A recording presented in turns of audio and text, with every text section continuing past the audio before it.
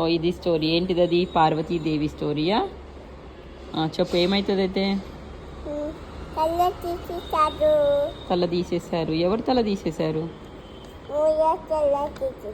మోరియా తల తీసేశారు. ఎవరు తీసేశారు మోరియా తల? ఓం నమ శివాయ. ఓకే, తీసేస్తే పార్వతీదేవి ఎలా కోపం చేస్తుంది? ఓం నమ శివాయ అని అమ్మకి చూపిస్తావా?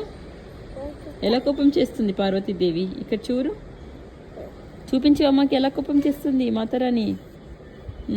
ఎలా కోపం చేస్తుంది? అలా కోపం చేస్తుందా? అప్పుడు మోరియా తల మళ్ళీ ఎలా వస్తుంది? ఏం తల తెచ్చి పెడతారు మోరియాకి?